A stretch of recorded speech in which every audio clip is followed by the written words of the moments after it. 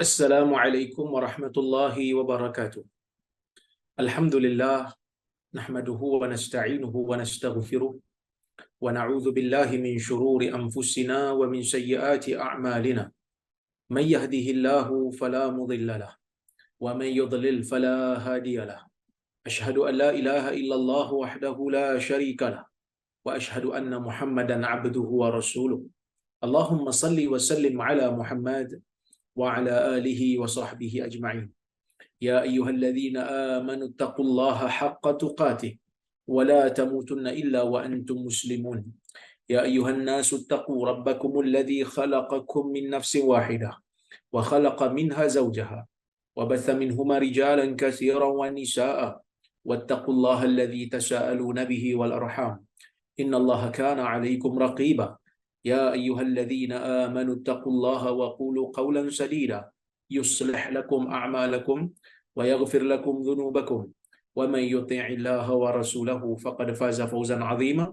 فإن أصدق الحديث كتاب الله وخير الهدي هدي محمد وشر الأمور محدثاتها وكل محدثة بدعة وكل بدعة ضلالة. أما بعد. Muslimin dan muslimat yang dirahmati oleh Allah Subhanahu wa taala sekalian.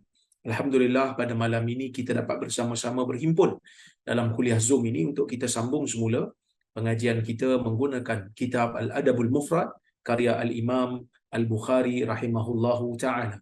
Insya-Allah hari ini kita nak sambung pada perbahasan sekejap ya tuan-tuan. Okey, pada bab yang ke-94. Ya, bab ke-94. Iaitu bab qisasul abd. Bab pada membicarakan berkenaan dengan qisas, balasan bagi hamba. Apa maksud balasan bagi hamba? Kita akan baca dan kita akan fahami riwayat yang dibawakan oleh Al-Imam Al-Bukhari rahimahullahu ta'ala. Baik. Kalau kita tengok bab ni, dia sebenarnya Imam Bukhari banyak bawa riwayat. Seolah-olah macam Imam Bukhari nak bagi kita faham sungguh berkenaan dengan qisas bagi hamba ni. Okey, kita tengok. Kata Al-Imam Al-Bukhari rahimahullah, haddatsana Muhammad ibnu Yusuf wa Qabisah qala haddatsana Sufyan an Habib bin Abi Thabit an Maimun ibn Abi Shabib an Ammar ibn Yasir qala la yadribu ahadun 'abdan lahu wa huwa zalimun lahu illa uqida minhu yaumal qiyamah. Riwayat ni merupakan riwayat yang sahih. Selain daripada Al-Imam Al-Bukhari riwayatkan, ia juga diriwayatkan oleh Abdul Razzaq As-San'ani dan juga Ibn Abi Shaybah. Tapi riwayat ni bukan daripada Nabi sallallahu alaihi wasallam. Ia adalah riwayat daripada sahabat, iaitu kata-kata Ammar ibn Yasir. Siapa Ammar ibn Yasir? Ammar ibn Yasir merupakan seorang sahabat Nabi sallallahu alaihi wasallam yang pernah diuji di zaman ketika mana dia berada di Mekah, yang mana ayah dan ibunya terkorban dalam peristiwa penyiksaan yang dilakukan oleh kaum musyrikin terhadap keluarganya, iaitulah keluarga Yasir. Dan ibunya bernama Sumayyah, anaknya bernama Ammar. Dan pada Ammar inilah diturunkan ayat Quran yang mana Allah Azza wa Jalla memberikan pengampunan, memberikan rukhsah kepada Ammar yang telah mengucapkan kalimah kufur tetapi jiwanya tenang beriman. Dia hanya mengucapkan pada zahir kerana tidak mampu untuk menahan siksaan golongan Quraisy. Sedangkan ayahnya dan ibunya bertahan, tidak menyebutkan apa-apa kalimah kufur pada zahir. Mereka tetap bertahan dengan akidah Islam zahir dan batin, dan mereka akhirnya terbunuh. Berbeza dengan Ammar, Allah Azza wa Jalla menurunkan illa man ukriha wa qalbuhu mutmainnun bil iman. Kecuali mereka yang dipaksa untuk menjadi kufur, mereka mengucapkan kalimah kufur kerana nak mempertahankan nyawa mereka, tetapi jiwa mereka tetap tenang beriman. Maksudnya kalimah kufur yang diucapkan itu hanya pada zahir semata-mata, bukan pada batin. Oleh kerana itulah para ulama menyebutkan, sesiapa yang dipaksa untuk menyebutkan kalimah kufur dalam keadaan jiwanya tenang beriman, maka dia mempunyai dua pilihan. Pilihan yang pertama, kekal menahan diri daripada menyebutkan kalimah kufur. Itu lebih baik dan itu lebih afdal, walaupun sehingga terbunuh, dan dia akan dihukum sebagai syahid. Dan yang kedua, Dia boleh mengucapkan kalimah kufur pada zahir, tapi pada batinnya beriman. Ini merupakan rukhsah tapi kurang afdal. Jadi maksudnya ada dua pilihan lah. Ammar menggunakan pilihan yang kedua, tapi bukanlah bermakna Ammar ni tak ada kelebihan yang lain. Ammar ini mempunyai kelebihan yang lain kerana dia tu sendiri adalah sahabat Nabi sallallahu alaihi wasallam. Dia juga mempunyai ilmu yang baik sehingga dia juga menjadi perawi-perawi hadis, menjadi pakar rujuk. Setelah daripada kewafatan Nabi SAW, dia menjadi pakar rujuk kepada umat. Banyak juga riwayat Ammar ini riwayatkan kepada golongan tabi'in. Okey. Maksudnya, kata Al-Imam Al-Bukhari rahimahullah, Muhammad bin Yusuf dan Qabisah telah menceritakan kepada kami. Dua-dua orang ni guru Imam Bukhari. Kedua mereka berkata, Sufyan telah menyampaikan kepada kami. Sufyan mengambil hadis ni daripada Habib bin Abi Thabit, daripada Maimun bin Abi Shabib. Maimun ni lelaki. Biasanya kalau dalam ilmu hadis, kalau ada perawi nama Maimun, lelaki. Kalau Maimunah, baru perempuan. Tapi kat Malaysia ni, Maimun ni biasa perempuan. Maisarah, lelaki. Kalau dalam sejarah, dalam sirah, Nabi SAW berniaga di Syam, membawa Maisarah. Ada orang dia pergi berdua ke dengan perempuan? Tak, Maisarah tu lelaki. Bila sampai ke Malaysia, tiba-tiba dia jadi perempuan. Nama perempuan. Maisarah, Maimun. Itu nama-nama lelaki sebenarnya kalau dalam ilmu hadis lah. Baik. Daripada Ammar ibni Yasir, katanya, la yadribu ahadun abdan lahu. Tidak ada seorang pun di kalangan orang-orang yang mempunyai hamba, tak ada seorang pun yang memukul hambanya, hamba miliknya, dalam keadaan dia menzalimi hamba tersebut, melainkan akan dibalas pada hari kiamat. Maksudnya Ammar nak kata, setiap daripada orang yang memiliki hamba, kalau dia pukul hamba dia dalam keadaan dia zalim pada hamba, dia tak berlaku adil pada hamba dia, Allah akan balas balik setiap kezaliman itu di hari kiamat. Allah Ta'ala akan ambil tindakan pada orang yang zalim ni. Kerana Allah Subhanahu Wa Ta'ala tidak suka perbuatan zalim dan Allah benci perbuatan zalim. Buktinya apa? Buktinya Allah Ta'ala sebut dalam sebuah hadis qudsi. Dalam sebuah hadis qudsi Allah Ta'ala menyebutkan, Inni haramtu zulma inni haramtu zulma ala nafsi wa ja'altuhu bainakum muharraman fala tadhalamu. Sesungguhnya aku telah mengharamkan kezaliman atas diriku dan aku menjadikan kezaliman itu haram sesama kamu. Jangan kamu ini saling zalim menzalimi. Allah mengharamkan kezaliman, bukan hanya kezaliman itu dilarang sesama insan, Allah Ta'ala sendiri tidak berlaku zalim. Ya, Allah Ta'ala itu sendiri tidak berlaku zalim pada sesiapa. Di sini timbullah perbahasan. Boleh ke Allah Ta'ala itu berlaku zalim kalau dia inginkan? Kan kita sepakat mengatakan Allah tidak berlaku zalim. Itu sepakat. Tapi adakah Allah itu boleh melakukan kezaliman ataupun tidak? Ulama berbeza pendapat. Bagi saya, setelah dinilai dan dikaji, perbezaan pendapat ini adalah disebabkan oleh kerana perbezaan mereka yang mereka yang mendefinisikan kezaliman itu bagaimana. Maka perbezaan ini, perbezaan pandangan ini adalah disebabkan oleh kerana perbezaan definisi. Kerana zalim ini, pada definisi ada perbezaan pandangan. Ada yang kata zalim ini ialah melampaui batas. Ada yang kata zalim ini ialah bertindak atas hak orang lain, hak pihak lain tanpa izin. Ada yang kata zalim ini meletakkan sesuatu pada tempatnya. Jadi kita nak pakai definisi yang mana? Definisi yang masyhur ialah meletakkan sesuatu pada tempatnya. Itu definisi yang biasa. Kalau kita pakai definisi zalim itu ialah bertindak ke atas sesuatu milik pihak lain tanpa izin, Yang ni tak mungkinlah bagi Allah, kerana Allah adalah pemilik semua perkara yang ada dalam alam ini. Sebab itu kita kata alhamdulillahi rabbil alamin. Segala puji bagi Allah, Tuhan sekalian alam. Maksudnya Allah adalah pemilik bagi segala apa yang ada di muka bumi ini. Allah pemilik, Allah pencipta. Sebab itu bila orang meninggal dunia je kita baca apa? Inna lillahi ma akhad wa lahu ma a'ta wa kullu syai'in 'indahu bi ajalin musamma.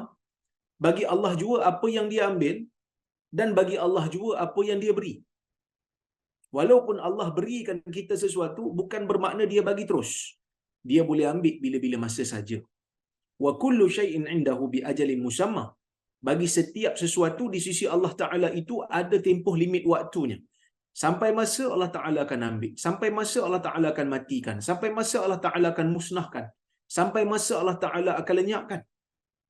Sebab itu bila ada je orang meninggal dunia, kita digalakkan untuk baca bacaan ini, kerana bacaan ini jugalah yang dibaca oleh Nabi sallallahu alaihi wasallam ketika mana ada anak daripada sahabat meninggal dunia. Bahkan Nabi berpesan, "Falitasbir wal tahtasib." Hendaklah perempuan yang kematian anak itu bersabar dan mengharapkan pahala daripada Allah. Nabi nak memberikan satu isyarat, peringatan, anak yang kamu rasa milik kamu, anak yang kamu rasa hak kamu, anak yang kamu rasa sentiasa berada dengan kamu, bila Allah Ta'ala ambil, kamu kena ingat, inna lillahi ma akhad. Milik Allah apa yang dia ambil itu. Kita tak berhak tanya, kenapa kau ambil anak aku, anak orang lain ramai lagi?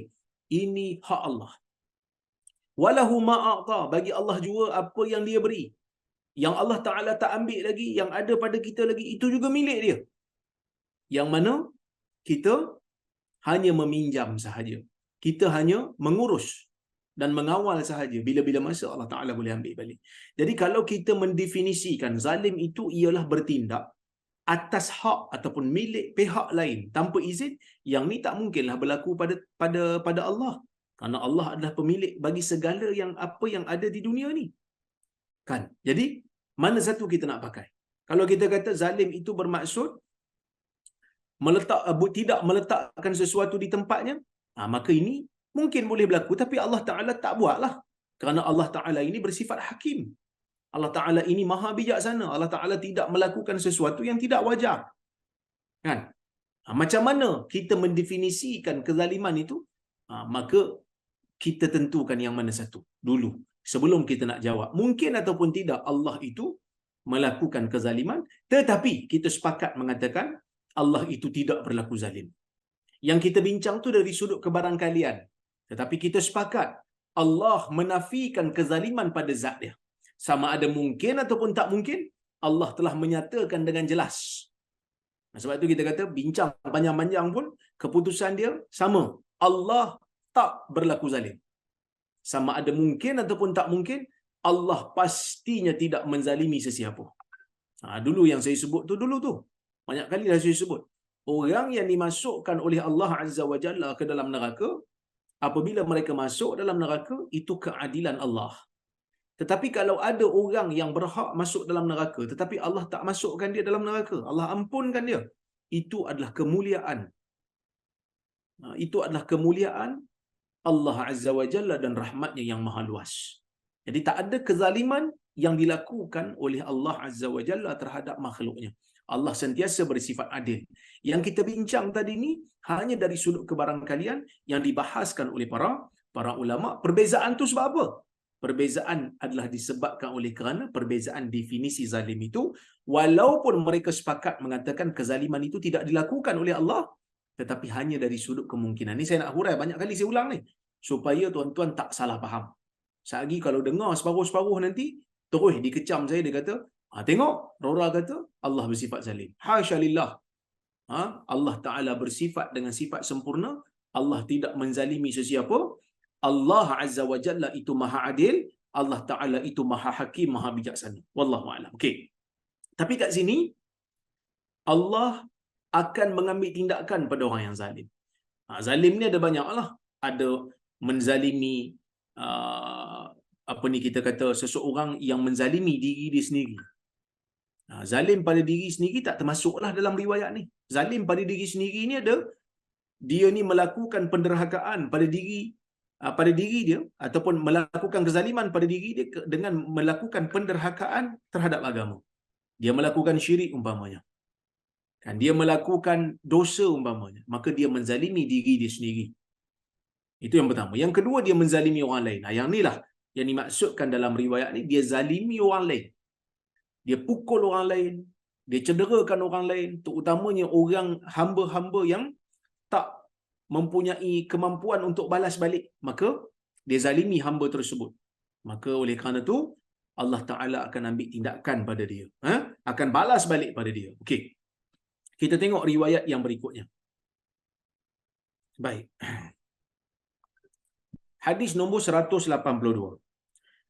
Qala al-Imam al-Bukhari, al-Imam al-Bukhari mengatakan, haddatsana Abu Umar Hafs bin Umar qala haddatsana Syu'bah qala haddatsani Abu Ja'far qala sami'tu Aba Layla qala kharaja Salman fa idza 'ala fudabatihi yatasaqatu min al-ari faqala li khadimihi laula anni akhafu al-qisas la auja'tuka.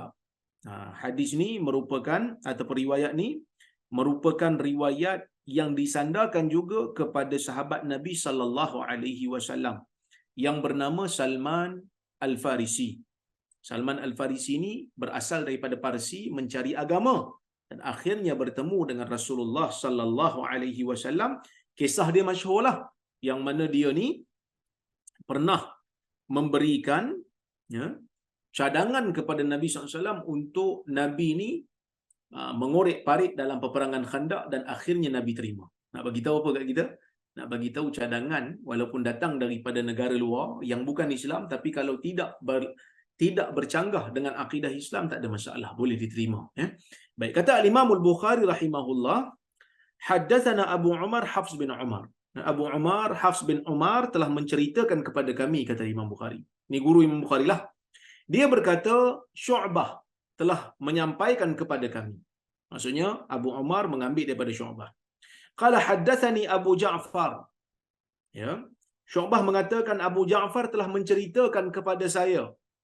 Abu Ja'far kata saya mendengar Abu Layla mengatakan, Abu Layla dok kata kharaja Salman. Satu hari Salman keluar daripada tempat tinggal dia. Salman keluar daripada tempat tinggal dia, fa idza ala fudabbatihi, tiba-tiba Salman tengok makanan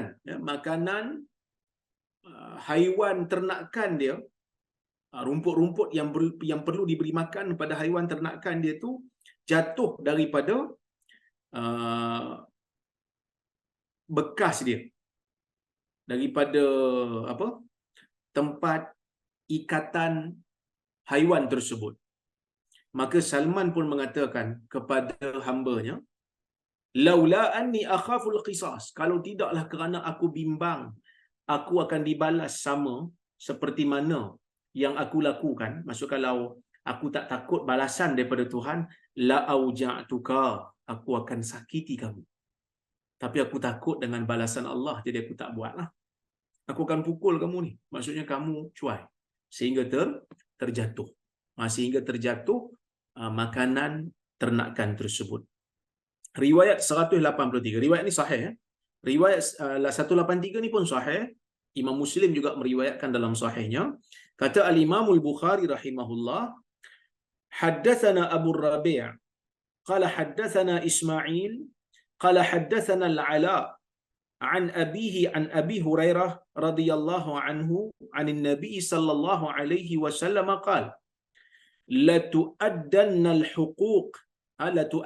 al-huquq ila ahliha hatta yuqada lisyatil jamma min asyatil qarna.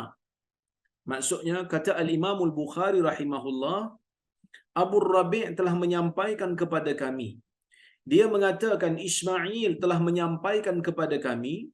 Dia mengatakan Al-Ala telah menceritakan kepada kami daripada ayahnya, daripada Abu Hurairah radhiyallahu anhu, daripada Nabi sallallahu alaihi wasallam, yang mana Nabi sallallahu alaihi wasallam bersabda, la tu'addanna al-huquq ila ahliha, pastinya Sesungguhnya pastinya hak-hak akan dikembalikan, hak-hak akan ditunaikan kepada pemiliknya. Nabi sebut hak-hak akan ditunaikan sungguh-sungguh kepada pemiliknya, hatta yuqada lisyatil jamma, sehingga nanti di hari kiamat nanti kambing yang tidak ada tanduk akan diberikan pengadilan, ya, akan diberikan pengadilan terhadap kambing yang mempunyai tanduk. Ni nak sebut apa ni? Hadis ni Nabi SAW nak sebut tentang keadilan Tuhan yang akan mengembalikan hak apabila sampai di negeri akhirat. Ni nak bagi tahu apa? Nak bagi tahu dalam dunia ni akan ada manusia yang tidak dapat pembelaan secara 100%. Kita mungkin dapat sebahagian daripada hak kita, tapi kita tak dapat semua. Itu satu faedah yang kita boleh ambil daripada riwayat ni. Ya. Ada hak-hak kita yang diambil yang kita tak mampu nak buat apa-apa. Ada. Kan? Bahkan Nabi SAW juga mengisyaratkan yang dunia ini bukan tempat untuk mendapat keadilan 100%.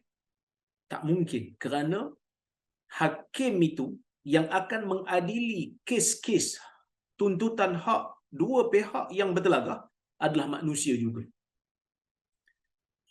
Nabi SAW menyebutkan dalam hadis, innakum latakhtasimuna ilayya, kamu ni berebut hak di depan aku. Nabi hakim di Madinah. Wa innama ana basyaru mithlukum, aku ni manusia macam kamu. Wa innakum latakhtasimuna ilayya, aku ni manusia macam kamu. Kamu bila bergaduh, berebut hak, kamu datang jumpa aku, kata Nabi. Wa la'alla ba'dakum yakunu alhana bihujajihi min ba'd. Mungkin sebahagian daripada kamu ada yang berhujah dia tu lebih dahsyat, pandai lagi daripada sebahagian yang lain. Fa'aqdi lahu nahwa ma sami'tu minhu. Lalu aku pun berikan kemenangan kes itu kepada orang yang sepatutnya tak berhak dapat. Tapi aku beri sebab aku dengar ujahan dia bagus. Faman qaditu lahu min haqqi akhihi syai'an fala ya'khudh. Tapi siapa yang aku berikan hak saudaranya sedangkan dia tak berhak untuk ambil, jangan ambil. Innama aqta'u lahu qita'atan minan nar atau kama qala. Sesungguhnya aku memotong untuk dia satu potongan api neraka untuk dia nikmati. Maksudnya Nabi SAW nak bagi tahu, dalam mahkamah dunia ni hakim dia tak tahu benda gaib. Dia hanya dengar penghujahan. Mungkin orang yang salah tu berhujah bagus sehingga hakim puas hati berdasarkan kaedah. Bukan hakim nak berlaku zalim pun kadang. Tapi dia dengar, dia rasa macam yang ni betul, dia ijtihad. Maka berlaku kezaliman yang tidak disengajakan, maka jangan ingat setiap kemenangan kes di mahkamah, walaupun mahkamah itu mahkamah Islam, walaupun hakim itu hakim orang saleh, tapi jangan ingat bila kita menang kes dalam mahkamah, maka kita akan terlepas daripada tanggungjawab akhirat. Jangan ingat begitu. Sebab apa? Sebab mahkamah dunia ni mahkamah yang ada limitation dia. Tapi bukanlah bermakna kita tak percaya mahkamah tu. Dah. Mahkamah perlu ada disiplin. Kalau betul terbukti tanpa keraguan, kita boleh katalah dia dihukum sebab dia salah. Pada pandangan manusia, pada penilaian manusia, dia salah. Tapi di sisi Allah, mungkin berbeza, kita tak tahu. Kita tak disuruh pun untuk selidik dan kaji benda yang kita tak nampak, benda yang kita tak tahu. Okey. Maka itu satu isyarat dalam hadis ni. Tapi keadilan akan ditegakkan secara mutlak. Bila? Keadilan akan ditegakkan ketika mana manusia sampai di padang mahsyar. Pada waktu tu tidak ada manusia pun yang akan dizalimi, tak ada jin pun yang akan dizalimi. Berdasarkan kepada hadis Nabi SAW riwayat Al-Imam Tirmizi, yang mana Nabi SAW menceritakan tentang seorang yang Allah Ta'ala nak timbang amalan dia. Nak timbang amalan dia, banyak sebenarnya catatan dosa dia.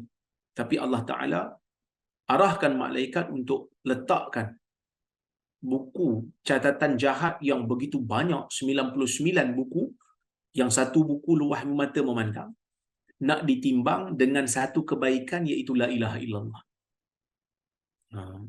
Setelah Allah Azza wa Jalla memberikan ruang untuk dia berhujah, Allah Ta'ala ingin timbang. Allah Ta'ala arahkan malaikat untuk timbang. Tapi manusia ni, dia tahu dah, ya? Secara dasarnya, secara logiknya, secara adatnya, dia tahulah satu kad kecil bitaqah yang dalamnya adalah ilaha illallah nak ditimbang di sebelah buku catatan jahat yang besar satu itu 99, yang besar satu buku itu seluah mata memandang, dan bilangan buku catatan jahat tu ada 99. Kira akal dan adatnya tak mungkinlah, ya, tak mungkinlah boleh berat kad kecil tu, kan? Tak mungkin boleh berat kad kecil tu. Jadi dia sebutlah, dia kata, ya Rab, ma hadhihi al-bitaqa ma'a hadhihi al-sijillat. Wahai Tuhan, macam mana nak timbang ni? Macam mana nak banding kad kecil ni dengan buku-buku yang besar ni? Maka Allah Ta'ala suruh timbang juga. Uhdur waznak. Bawa timbangan kamu. Timbang amalan kamu. Fa innahu la zulma 'alaika al-yawm. Pada hari ini tidak ada kezaliman yang akan berlaku pada kamu. Ya. Maksudnya Tuhan sendiri nyatakan tidak ada kezaliman. Bila ditimbang, beratlah belah kad kecil tu. Tashatil sijillat wa thaqulatil bitaqah. Para ulama ada macam-macam takwilan lah. Ada yang kata kad kecil itu ialah tauhid setelah dia masuk Islam. Jadi bila dia masuk Islam, semua dosa-dosa tu terampunlah. Jadi sebab tu kad tu jadi berat. Ada yang kata tak, dia bertaubat dengan menyebut la ilaha illallah, tak sempat buat baik. Dia bertaubat, dia ada tauhid, tapi dia buat jahat banyak. So panjang hayat buat jahat. Lepas tu dia tak sempat nak beramal, dia sempat taubat. Taubat mati. Macam orang yang bunuh 100 orang tu. Kan dia bunuh 100 orang. Sempat taubat, tapi tak sempat beramal. Mungkin orang tu macam ni lah. Ataupun mungkin juga memang dia banyak dosa sungguh, tapi Allah saja nak ampun dia. Nak tunjuk Allah Ta'ala ni ada sifat rahmat. Sebab itu Ahli Sunnah wal Jamaah kata orang yang berdosa banyak ni, kita tak boleh kata confirm neraka. Selagi mana dia beriman, kita tak boleh kata dia confirm neraka, melainkan dalil jelas bagi tahu dia ni dalam neraka. Kalau tak ada, kita kena kata tahtal masyiatillah. Tahta masyiatillah, dia berada di bawah kehendak Allah. Jika Allah Ta'ala ingin, Allah Ta'ala boleh ampunkan dia. Jika Allah Ta'ala ingin, Allah Ta'ala boleh azab dia. Tapi Nabi nak sebut keadilan mutlak tu berlaku sehingga kan kambing yang tak ada tanduk pun akan diberikan hak. Dia akan dapat hak dia. Apabila kambing yang bertanduk masa dalam dunia dulu, hentam dia dengan tanduk. Dia tak ada tanduk, tapi kambing lain ada tanduk. Kambing lain tu hentam dia dalam dunia. Allah Ta'ala akan ambil tindakan pada kambing yang bertanduk itu. Cuma para ulama' berbeza pendapat sikit lah. Ya? Para ulama' berbeza pendapat sikit, yang mana bagi mereka, sebahagian daripada mereka kata yang ni, kambing ni bukan mukallaf. Jadi bila bukan mukallaf, macam mana kambing dia ambil tindakan pula? Kan kambing ni dia bukan mukallaf. Yang mukallaf ni manusia, jin mukallaf lah. Mukallaf ni maksudnya baligh dan berakal, yang dibebani dengan hukum. Tapi kambing dia mana ada dibebani dengan hukum syarak? Kambing tak perlu solat. Kambing tak perlu puasa. Walaupun kambing ni dia bertasbih lah pada Tuhan dia.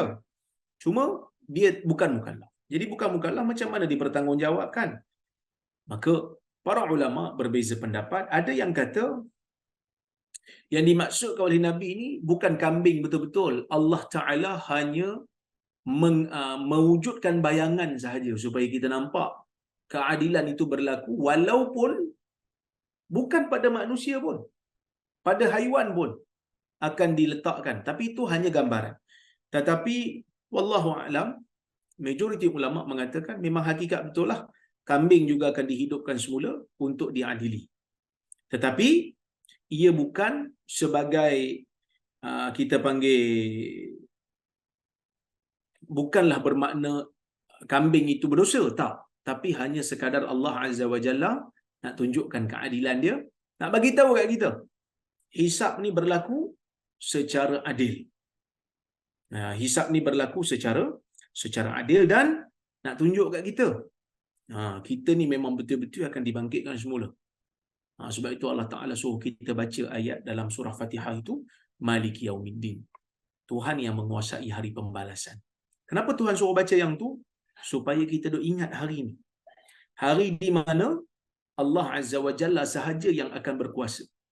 Tidak ada kuasa lain, tidak ada kerajaan lain, tidak ada pengaruh lain, melainkan hanya yang berkuasa pada waktu tu hanya Allah. Jadi bila kita baca ayat tu, kita jadi takutlah. Kita akan berdiri, kita akan dipersoalkan atas setiap apa yang kita lakukan, yang kita laksanakan. Okey. Hadis berikutnya, hadis 184. Riwayat ni dhaif kerana ada seorang perawinya tidak dikenali. Kita tengok.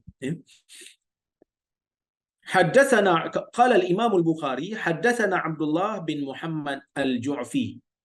Qala haddatsana Abu Usama, qala haddatsani Dawud ibnu Abi Abdullah maula Bani Hashim. Qala haddatsani Abdul Rahman bin Muhammad, qala akhbaratni jaddati an Ummi Salamah أن النبي عن أم سلمة رضي الله عنها أن النبي صلى الله عليه وسلم كان في بيتها فدعا وصيفة له أو لها فأبطأت فاستبان الغضب في وجهه فقامت أم سلمة إلى الحجاب فوجدت الوصيفة تلعب ومعه سواك فقال لولا خشية القوت يوم القيامة لأوجعتك بهذا السواك. زاد محمد ابن الهيثم تلعب ببهمة. قال فلما أتيت بها النبي صلى الله عليه وسلم قلت يا رسول الله إنها لتحلف ما سمعتك قالت وفي يده سواك. Riwayat ni riwayat yang dhaif. Kenapa dhaif? Saya baca sanad dia tadi, ada dua orang perawi yang bermasalah. Yang pertama, Daud bin Abi Abdullah, ialah perawi yang tidak dikenali, tak tahu dia ni siqah ke tidak, tak tahu. Tak ada ulama yang menilai riwayat dia sama ada dia ni ingatan kuat ataupun tidak. Bila tak dikenali, maka riwayatnya tidak boleh diletakkan dalam kategori yang sahih. Itu pertama. Itu yang pertama. Yang kedua, ada lagi seorang perawi, iaitu opah ataupun nenek kepada Abdul Rahman bin Muhammad, juga tidak dikenali. Tak dikenali, tak tahu siapa. Tak tahu siapa. Ini menarik tuan-tuan dan puan-puan rahmati Allah sekalian. Dalam ilmu hadis ni, kan, kebetulan hari Sabtu baru ni kita ada dialog terbuka Fikrah Kuibs, kan, bincang pasal hadis jariah riwayat Muawiyah bin Al-Hakam. Jadi bila Ustaz Salman bentang sanad tu, ramailah orang duk sebut kat saya, dia kata, Ustaz, kami tak faham lah ini tahap tinggi ni. Kerana orang yang tidak ada basic dalam ilmu hadis, yang asas ilmu hadis mungkin tak begitu menumpu dalam ilmu hadis, dia tak faham lah. Tapi orang yang belajar hadis, dia faham. Tapi sesiapa yang mengkaji ilmu hadis, dia akan dapati perawi-perawi lelaki ni, ada ramai juga yang dihukum sebagai pemalsu hadis, yang dihukum sebagai pembohong, yang dihukum sebagai fasik, matruk. Matruk ni maksudnya dalam urusan dunia dia banyak menipu, tapi tak ada bukti dia menipu dalam urusan hadis. Cuma perawi-perawi wanita ni susah nak dapat pembohong. Susah. Kebanyakan perawi-perawi wanita di zaman periwayatan dilemahkan adalah disebabkan oleh kerana mereka itu tak dikenali. Kerana zaman tu orang perempuan ni memang banyak, ataupun kalau dikritik pun banyak yang kritik orang tak kenal dia siapa. Macam itulah Jeddah Datuk upah kepada nenek kepada Abdul Rahman bin Muhammad. Okey, tak apa. Kita tengok maknanya. Hadis ini dhaif lah. Baik. Kata Al-Imam Al-Bukhari, Abdullah bin Muhammad Al-Ju'fi telah menyampaikan kepada kami. Dia berkata Abu Usamah telah menyampaikan kepada kami. Dia berkata Daud bin Abi Abdul Rahman Maula Bani Hashim telah menyampaikan kepada saya. Dia berkata Abdul Rahman bin Muhammad telah menyampaikan kepada saya. Abdul Rahman kata, opah saya, nenek saya telah menceritakan kepada saya atau mengkhabarkan kepada saya. Nenek ni tak dikenali lah. Daripada Ummi Salamah, isteri Nabi SAW, yang mana Ummu Salamah cerita. Dia kata, sesungguhnya Nabi SAW pada satu ketika pernah berada di rumah dia. Pada satu hari dia kata, Ummu Salamah kata, Nabi duduk rumahku. Nabi ni, dia ada ramailah isteri kan. Jadi, ada waktu-waktu dia di rumah ni, ada waktu di rumah ni, ada waktu di rumah ni. Jadi Ummu Salamah kata, pada satu ketika Nabi ni kat rumah saya. Jadi bila dekat rumah, bila kat rumah saya, kata Ummu Salamah, fada'a wasifatan lahu aw laha. Maka masa dekat rumah Nabi, kat rumah Ummu Salamah tu, Nabi panggil hamba. Nabi panggil hamba, cuma perawi tak pasti. Hamba Nabi ke hamba Ummu Salamah? Tak pasti. Dia kata boleh jadi hamba Nabi, boleh jadi hamba Ummu Salamah. Fa'abta'at. Bila dipanggil, dia lambat. Dia tak mari right away. Dia tak mari terus. Dia lambat. Fastabana al-ghadabu fi wajhi. Fastabana al-ghadabu fi wajhi. Maka terzahirlah kemarahan di muka Nabi SAW. Maksud Nabi marah. Bila Nabi panggil orang tak datang, Nabi marah. Nak bagi tahu apa sebenarnya? Nak bagi tahu marah ni sifat insan. Nabi marah ke? Ya, ada waktu Nabi marah. Aisyah radhiyallahu anha dalam sebuah hadis yang lain, Nabi kata, kata Aisyah, hatta yu'raf al-ghadab fi wajhihi. Nabi marah sehingga jelas kelihatan marah itu di wajah Nabi SAW. Dah tu yang Nabi tak bagi sahabat marah tu macam mana pula? Bila sahabat kata, ya Rasulullah, tolong bagi pesanan pada saya. Nabi kata apa? La taghdab, la taghdab, la taghdab. Jangan marah, jangan marah, jangan marah. Boleh pula kata jangan marah. Tiba-tiba Nabi marah. Nabi kata jangan marah. Kita kata, bila Nabi kata jangan marah itu bermaksud, jangan dedahkan diri di tempat yang boleh menyebabkan kamu marah. Itu pandangan pertama. Pandangan kedua, bila kamu marah, kamu tahanlah marah tu. Kamu jangan ikut perasaan, tahan marah tu. Kerana bila kita marah, kita kadang-kadang hilang kawalan. Sebab tu Nabi dalam hadis yang lain, Nabi SAW menyebutkan, laisa syadidu bisur'ah wa innama syadidu may yamliku nafsahu 'indal ghadab. Nabi SAW menyebutkan, hadis Bukhari, bukanlah orang yang gagah itu ialah orang yang kuat bertempur, kuat berkocoh, kuat bergaduh, kuat orang kata apa, bersparing. Bersparing. Tetapi orang yang betul-betul kuat itu ialah orang yang mampu memiliki, mengawal dirinya ketika marah. Maksud marah tu adalah sifat insan. Nabi juga marah. Bila Nabi kata pada sahabat jangan marah, maksudnya kawal diri ketika marah. Sebab itu ada hadis Nabi SAW menyebutkan, kalau seseorang itu marah, dalam keadaan dia berdiri, maka duduk. Wa illa falyattaji'. Kalau dia tak hilang juga marah dia tu, hendaklah dia mengiring. Nak bagi tahu apa ni? Nak bagi tahu ubah keadaan yang boleh mengurangkan tindakan ketika kita marah. Jadi kalau kita berdiri, marah, duduk. Kerana kalau duduk ni, dia kurang sikit nak bertindak. Kalau berdiri, tengah marah, boleh menyepak orang, boleh tumbuk orang, kan? Boleh lempang orang. Jadi duduk. Duduk ni tak boleh nak terajang. Tak boleh marah juga, tak boleh juga hilang marah. Mengiring. Cari lantai mengiring.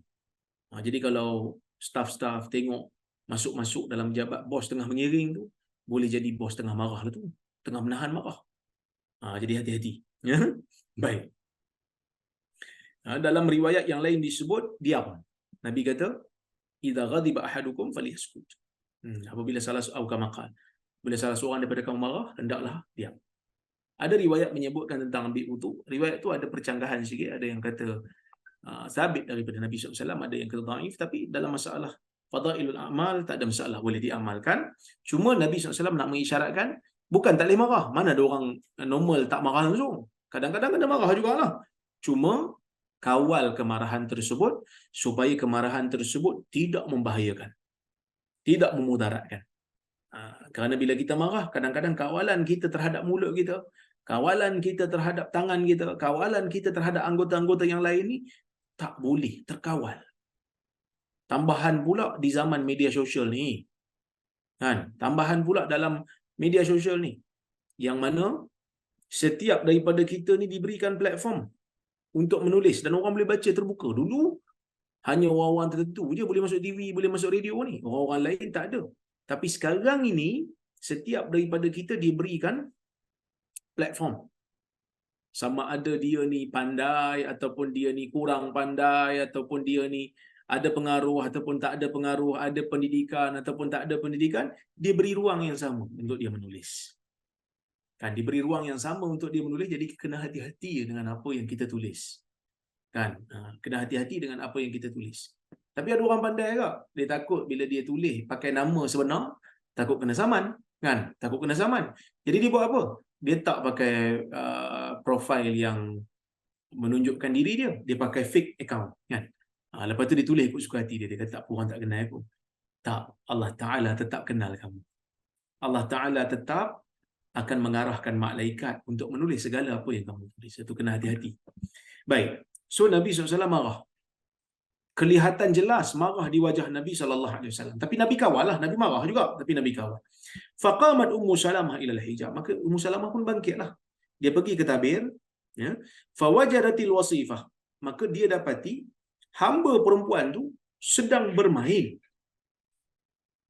Di sisi Nabi ni, bersama dengan Nabi ada siwak, ada kayu sugi. Faqala, lalu Nabi SAW mengatakan, laula khasyatul qawat yaumal qiyamah, kalau tidak kerana aku bimbang akan diambil tindakan di hari kiamat, la auja'tuki bihadza siwak, aku akan sakiti kamu dengan kayu sugi ni. Maksudnya Nabi marah ni, Nabi nak tunjuk dia marah sungguhlah. Aku akan pukul kamu dengan kayu sugi ni. Aku akan pukul kamu dengan kayu sugi. Maksud Nabi marah sungguh ni. Aku panggil kamu tak datang. Kamu boleh main. Muhammad bin Haytham kata, seorang perawi, dia kata, main tu main apa? Main tu ialah main dengan binatang ternakan, iaitu anak kambing. Dia main dengan anak kambing. Jadi dia tak dengar. Maka perawi kata, falamma ataitu biha an-nabiy sallallahu alaihi wasallam qultu ya Rasulullah innaha la tahlifu ma sami'atka. Perawi kata, ketika hamba tersebut dibawa bertemu dengan Nabi SAW, lalu dia mengatakan, ya Rasulullah, kan, wahai Rasulullah, perempuan ni, hamba perempuan ni, dia bersumpah yang mana dia tak dengar ketika mana engkau panggil. Maka Ummu Salamah kata, waktu tu di tangan Nabi masih ada lagi kayu sugi. Riwayat ni riwayat yang lemah, ya, riwayat ni riwayat yang lemah. Tetapi dia nak buktikan apa? Dia nak buktikan yang pembalasan terhadap kezaliman akan berlaku. Dan ini tidak bercanggah dengan dalil-dalil sahih yang banyak tadi riwayat kita baca. Allah Azza wa Jalla akan memberikan keadilan kepada semua secara mutlak. Tak ada sesiapa pun yang akan dizalimi. Itu pertama. Yang kedua, hadis ni ataupun riwayat yang dhaif ni nak bagi tahu kat kita tentang kelebihan memaafkan hamba yang tersalah ataupun tersilap. Maafkan. Ada kelebihan, sebab tu Nabi tunjukkan begitu.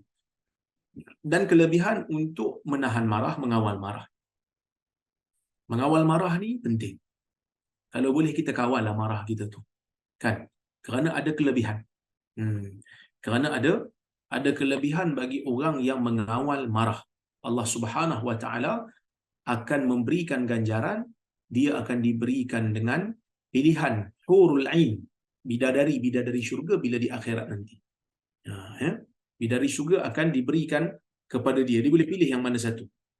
Siapa yang tahan marah dia dalam keadaan dia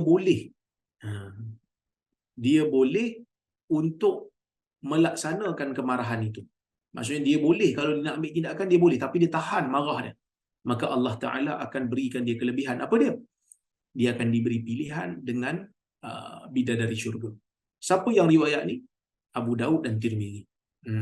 Abu Daud dan Tirmizi. Maka riwayat tersebut daripada Muaz, yang mana dia menyebutkan Nabi SAW mengatakan man kadhama ghaidhan wa huwa qadirun ala ayyunafidhahu ataupun ayyunfidhahu da'ahu Allah Subhanahu wa ta'ala ala ru'usil khalaiq yaumal qiyamah hatta yukhayyirahu minal huri 'aini ma syaa. Kama qala, sesiapa yang menahan marahnya dalam keadaan dia mampu untuk bertindak tapi dia tahan, dia kawal, maka Allah Ta'ala akan panggil dia di hadapan setiap makhluk yang ada di hari kiamat, sehingga Allah Ta'ala memberikan dia pilihan mana satu bidadari yang dia nak. Mana satu bidadari yang dia nak. Okey, ini nak bagi tahu kelebihan orang yang menahan marah, mengawal marahnya. Tapi kalau kita marah disebabkan oleh kerana perkara yang syar'i, kita nampak anak kita buat benda yang tak betul, buat benda yang tidak beradab, yang tidak berakhlak, kita marahlah. Tapi adakah bermakna kita diam saja? Kita nasihat yang baik. Bukan bermakna bila tahan marah tu tak buat apa-apa. Tak. Bertindak dengan selayaknya. Bertindak dengan lunas-lunas akhlak. Bukan bermakna kita bertindak dengan sesuatu yang melanggar batas syarak. Okey. Kita tengok riwayat yang ke-185. Okey. Kata al-Imam al-Bukhari rahimahullah, haddatsana Muhammad ibn Bilal qala haddatsana Imran an Qatadah an Zurarah ibni Awfa an Abi Hurairah qala qala Rasulullah sallallahu alaihi wasallam man daraba darban uqtussa minhu yaumal qiyamah. Maksudnya kata al-Imam al-Bukhari rahimahullah, Muhammad bin Bilal, kata Imam Bukhari, Muhammad bin Bilal telah menceritakan kepada kami. Dia berkata Imran telah menceritakan kepada kami daripada Qatadah, daripada Zurarah bin Awfa, daripada Abi Hurairah radhiyallahu anhu, yang mana Abu Hurairah radhiyallahu anhu mengatakan Rasulullah sallallahu alaihi wasallam bersabda, sesiapa yang memukul dengan satu pukulan dia akan diambil tindakan di hari kiamat. Riwayat ni riwayat yang hasan kerana Muhammad bin Bilal ni seorang perawi yang soduk. Soduk ni dia berada bawah sikit daripada siqah. Siqah tu perawi hadis sahih, tapi soduk Yahya yughrib. Dia ada buat silap sikit tapi tak banyaklah, boleh diterima lagi, ya. Dan Imran juga merupakan perawi yang soduk. Jadi kerana tu dia adalah riwayat yang hasan. Walaupun riwayat ni secara umum nampak macam tak boleh pukul langsung, tapi kita mesti baca riwayat ni dengan riwayat yang awal yang kita baca tadi. So, Imam Bukhari nak suruh kita tengok riwayat yang pelbagai supaya kita dapat pemahaman yang komprehensif. Bukan hanya tengok pada satu riwayat kemudian buat keputusan. Tidak. Imam Bukhari nak bagi kita faham dengan komprehensif, dengan holistik. Yang mana yang tak dibenarkan untuk kita pukul ini ialah apabila kita berada dalam keadaan menzalimi hamba. Tapi kalau kita mengambil tindakan disebabkan kita nak ajar adab kat dia, selagi mana bukan pukul muka, maka tidak menjadi masalah kalau ada sebab yang munasabah.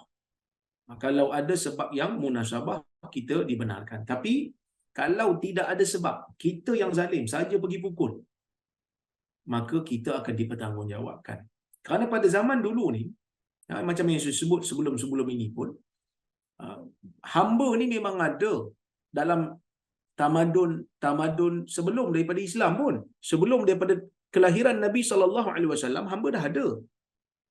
Jadi bila hamba dah ada, hamba ni dia tawanan perang.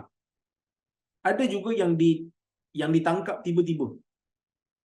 Kalau tuan-tuan tengok cerita filem-filem Hollywood ni, ada sebahagian yang dia ditangkap, ditawan, bukan tawanan perang pun, ditawan, dijumpai, terus ditangkap, dia tak ada kuasa, terus jadi hamba.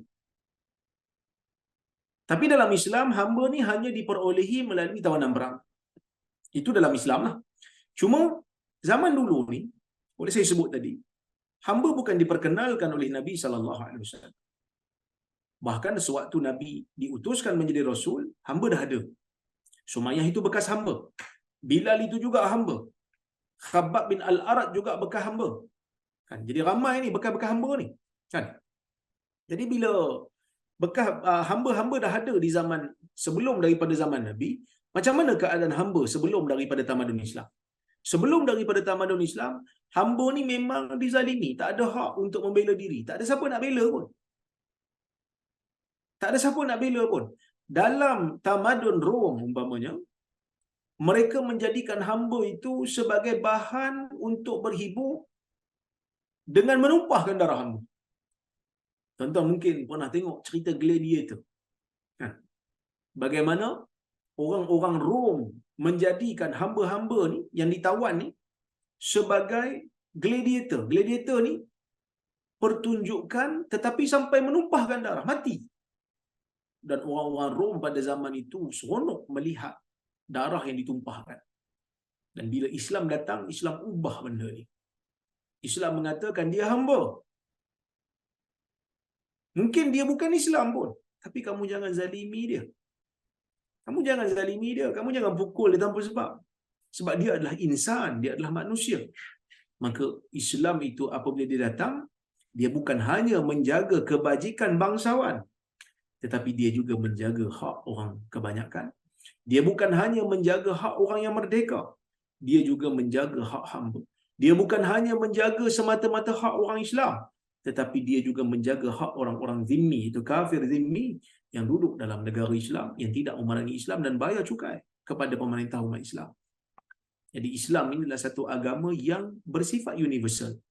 Dia bukan hanya memikirkan tentang penganutnya saja, tetapi dia datang untuk menyelesaikan masalah umat. Datang untuk menyelesaikan masalah manusia. Yang pada zaman itu, hamba ni memang tak ada pembelaan pun. Tak ada pembelaan. Kalau dibunuh pun begitu je. Kalau ditampar pun begitu je. Diseksa pun begitu je.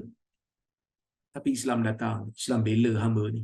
Bahkan kita berapa minggu dah baca riwayat-riwayat yang berkaitan dengan hamba. Riwayat yang Islam suruh kita jaga. Jangan pukul hamba.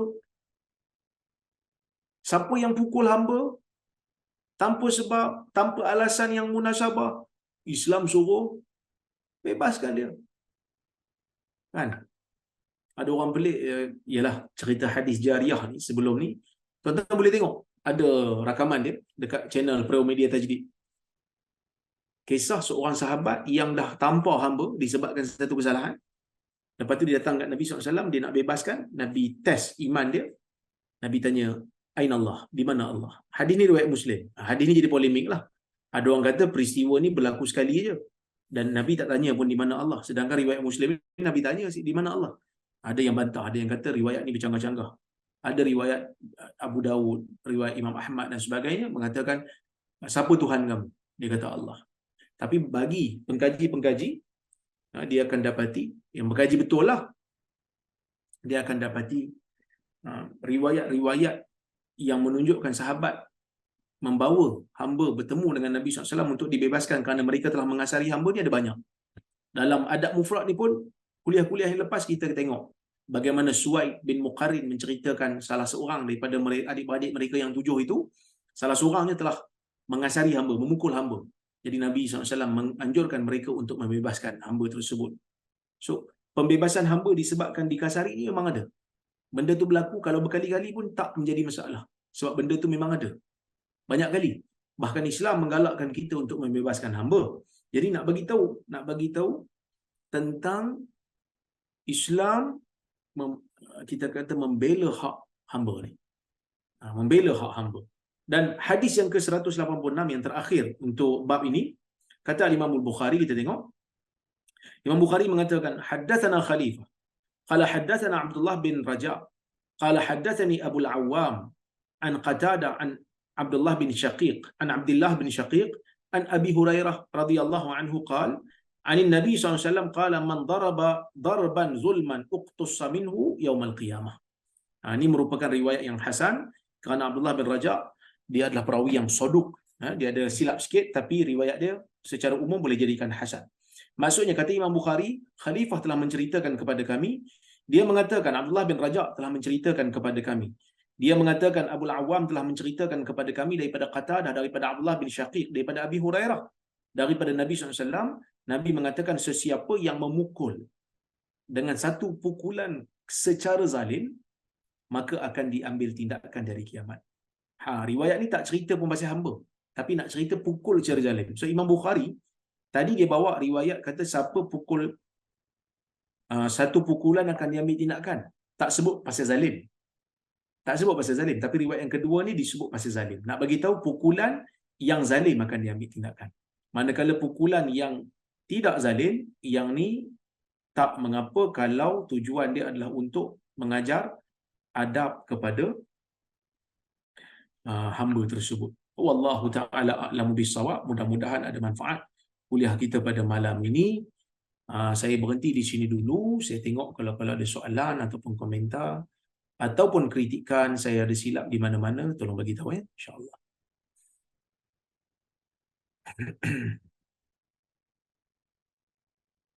Assalamualaikum warahmatullahi wabarakatuh. Apakah dibolehkan berdoa dengan doa yang agak panjang ataupun lama di antara tasyahud dan salam setelah kita membaca doa yang sahih daripada Nabi SAW untuk doa buat diri sendiri dalam bahasa Arab, terutamanya ketika solat sunat? Jazakallahu khairan. Wa antum jazakumullahu khair. Dalam solat sunat, yang mana solat itu kita tidak menjadi imam. Kalau jadi imam, tak digalakkan baca panjang-panjang. Bahkan Nabi SAW mengelarang Muaz. Afattanun anta ya Muaz, adakah kamu nak membawa bencana wahai Muaz? Fa idza sallaita bin nas salli bihim salatan tukhafifuhum. Bila kamu menjadi imam kepada orang, kamu solatlah dengan solat yang meringankan mereka. Fa inna fihimul marid wal kabir wa dal hajah. Kerana di kalangan mereka makmum itu ada yang tua, ada yang sakit dan ada yang mempunyai keperluan lain untuk selesai solat segera. Tapi kalau kita tak jadi imam, kita solat sendirian, bolehkah kita panjangkan sedikit jarak di antara tasyahud dan juga salam? Jawapannya boleh. Jawapannya boleh, tidak membatalkan solat. Kita dibenarkan untuk memanjangkannya. Cuma adalah sebahagian ulama dia kata jangan terlalu panjang sehingga melebihi waktu tasyahud dan salawat Ibrahimiyah. Imam Nawawi dia sebut pandangannya, dia kata afdal, tapi bukanlah membatalkan salat, dia kata afdal sahaja.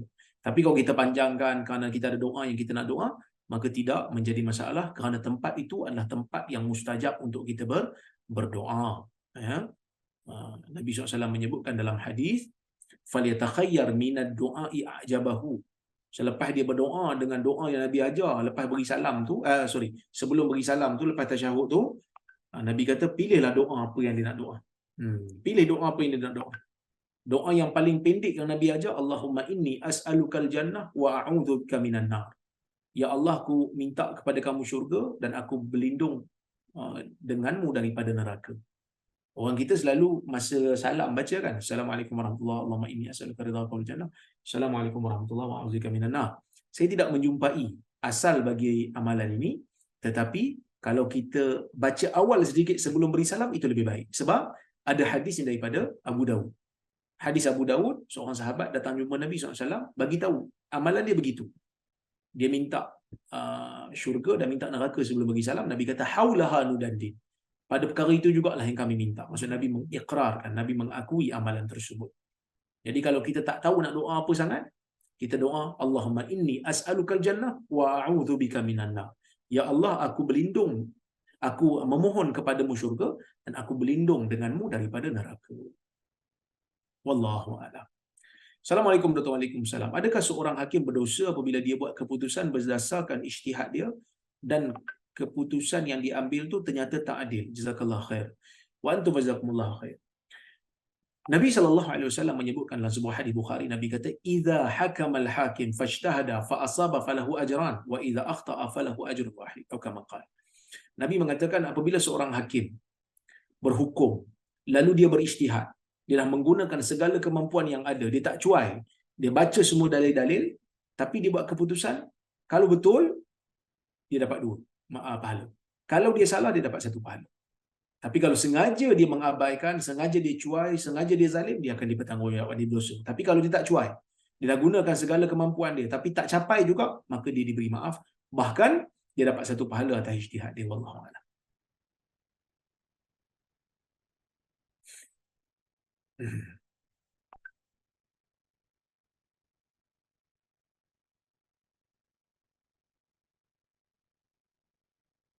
Assalamualaikum. Waalaikumsalam. Saya ada 2 soalan. Kenapa solat witir itu sangat-sangat important? Kerana Nabi SAW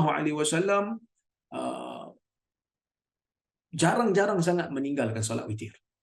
Bahkan Nabi berpesan kepada beberapa orang sahabat untuk menjaga solat witir. Bahkan mazhab Hanafi mengatakan solat witir itu wajib. Sampai tara itulah, tapi majoriti ulama mengatakan sunat muakkad sahajalah, dia tak sampai pada tahap wajib. Adakah bersedekah di hari Jumaat lebih baik, lebih pahala daripada hari-hari lain? Hari Jumaat ini merupakan hari di mana kita menyambut hari perayaan bagi setiap minggu. Bagi setiap minggu tu ada hari rayanya. Jadi hari Jumaat itu digalakkan untuk kita melakukan amalan-amalan yang khusus, iaitu solat Jumaat antaranya. Solat Jumaat antaranya, ya. Yang tu wajiblah bagi lelaki, bagi orang yang tidak musafir, bagi orang yang merdeka, dia wajib solat Jumaat. Okey. Ada juga amalan-amalan sunat yang digalakkan pada hari Jumaat, iaitu berselawat. Digalakkan untuk memperbanyakkan selawat pada hari Jumaat. Yang ini memang ada hadis. Berapa banyak? Sebanyak mana yang kita mampu. Kemudian kita disuruh untuk mandi pada hari Jumaat sebelum daripada kita pergi salat Jumaat, kerana kita nak berhimpun pada waktu itu. Begitu juga kita disuruh untuk membaca surah Al-Kahfi pada hari Jumaat ataupun malam Jumaat. Ya. Manakala bersedekah ini adalah sebahagian daripada ulama menggalakkannya, ya, kerana pada hari tersebut, ya, merupakan hari yang diberkati. Sebab itu Al-Imam Ibn Qayyim juga menyebutkan hari Jumaat ini seelok-eloknya kita bersedekah. Kita bersedekah kerana hari itu adalah hari perayaan, hari gembira bagi orang-orang Islam. Wallahu a'lam.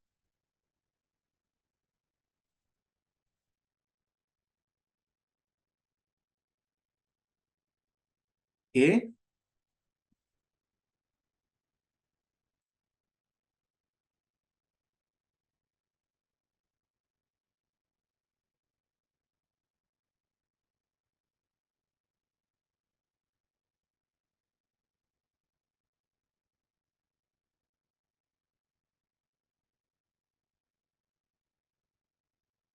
Tengok soalan lagi kalau ada. Saya curious, doktor boleh memorize berapa hadis dalam bahasa Arab agaknya? Jangan tanya saya lah. Sebab saya, orang kata apa, saya bukan contoh yang untuk orang ikut kan. Untuk anak-anak saya tak apalah. Saya pun bukannya hafal banyak sangat, sekadar sahaja. Tapi imam-imam hadis yang dulu sangat dahsyat. Ya, Imam Bukhari menghafal 300,000 hadis. Dahsyatlah zaman dulu. Kita ni lemah tuan-tuan. Saya ni pun malu kadang-kadang kalau orang tanya berapa hadis saya hafal, saya pun malu nak cakap. Tapi kita kena konsisten menghafal selagi mana dibenarkan, selagi mana boleh. Ya, baik. Kita tengok soalan lagi.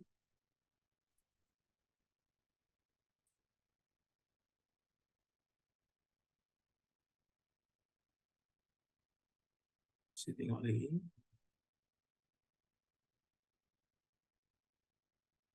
Okey. Assalamualaikum warahmatullahi wabarakatuh. Waalaikumsalam. Salat istikharah memadai dilakukan sekali atau berkali-kali? Nabi SAW menganjurkan kita untuk melakukan istikharah bagi perkara yang kita tak pasti sama ada kita nak lakukan ataupun tidak. Kita minta panduan daripada Allah Azza wa Jal. Bahkan Nabi mengajar kita doa istikharah. Tapi adakah memadai sekali ataupun berkali-kali?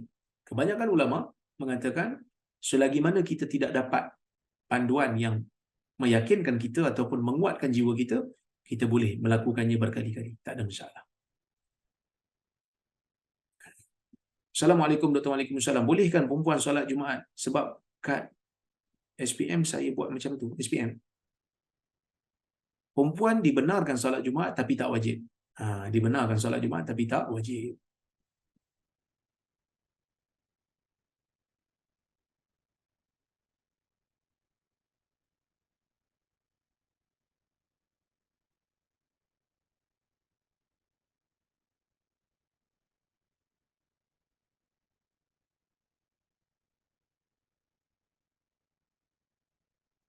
Assalamualaikum warahmatullahi wabarakatuh. Saya menerima sejumlah wang beasiswa yang cukup haul untuk bayar zakat. Adakah perlu bayar zakat?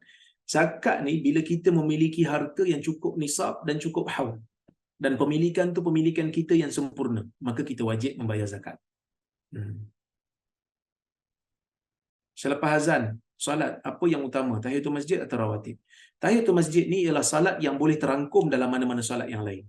Tahiyatul masjid ni dia solat yang disyariatkan supaya masjid itu terimarah dengan salat. Jadi kalaulah kata kita masuk waktu solat dah masuk dan kita mampu untuk solat tahiyatul masjid, kemudian solat rawatib ataupun solat qabliyah, kita laksanakan berasingan. Tapi kalau tak sempat, kita tahu kalau kita salat ni tak sempat, maka kita salat qabliyah dan salat tahiyatul masjid kita niatkan supaya terangkum sekali dalam salat tersebut. Wallahu a'lam.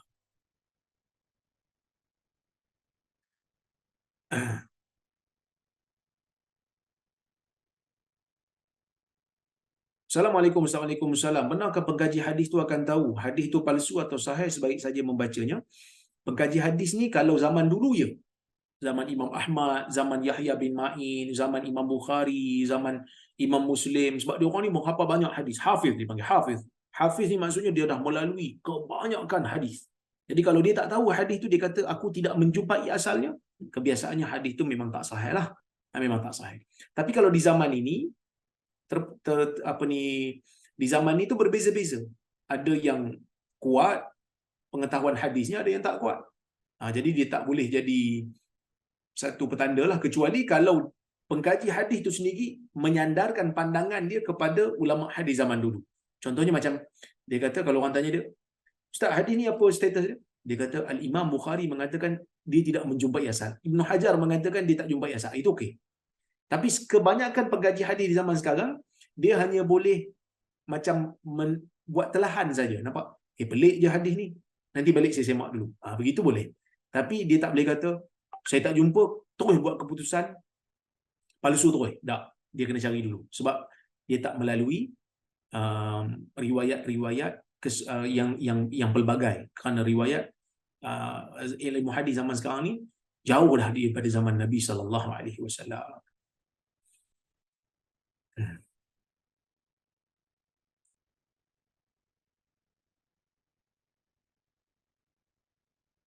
Salam Dr. Waalaikumsalam. Salat sunat sebelum subuh 2 rakaat je atau boleh buat lebih atau macam mana? Ulama berbeza pendapat. Ya, ulama berbeza pendapat tentang hukum. Ulama bersepakat mengatakan 2 rakaat itu disyariatkan. Ya, tetapi kalau seseorang itu nak buat lebih daripada 2 rakaat, maka ulama berbeza pendapat. Ada yang mengatakan tak boleh. Ada yang kata boleh. Khilaf di kalangan para ulama. Sebab apa? Sebab di sana ada hadis yang Nabi SAW menyebutkan la salata ba'da al-fajr illa raka'atin. Tidak ada salat lepas terbit fajar melainkan 2 rakaat. Jadi 2 rakaat ajalah. Tapi riwayat ni ada perbezaan sikit. Ada yang kata dhaif, ada yang kata hadis ni sabit daripada Nabi SAW. Ya, tetapi pandangan sebahagian ulama yang kata boleh untuk buat lebih pada 2 rakaat sebelum subuh, tetapi jangan dijadikan sebagai adat. Jangan dijadikan sebagai adat. Sekali-sekala tak apa.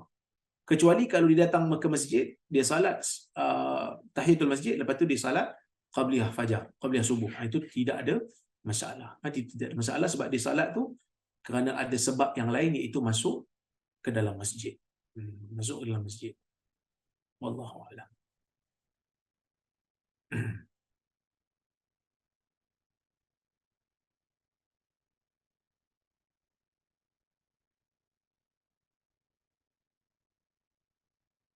Jadi ada 3 pandangan lah. Ada yang kata tak jadi masalah, selagi mana dah masuk waktu fajar, dia boleh solat lebih pada 2 rakaat. Ada yang kata makruh, ada yang kata boleh selagi tak dijadikan sebagai adat. Ada 3 pandangan. Mazhab Syafi'i dia kata boleh selagi mana tak solat subuh lagi. Wih, banyak agak soalan ni.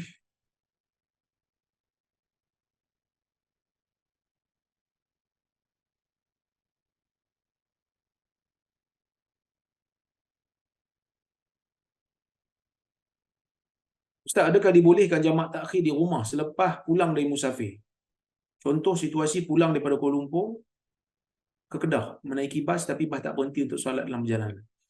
Kalau dia sampai di rumah, maksudnya musafir dia itu musafir yang cukup dia punya jarak, dan dia nak jamak takhir di rumah, dia kata tak nak singgah, nak buat jamak takhir di rumah saja, dibenarkan. Tapi bila sampai di rumah tu, dia jamak takhir tamam. Dia tak boleh qasar lagi sebab dia bukan musafir lagi.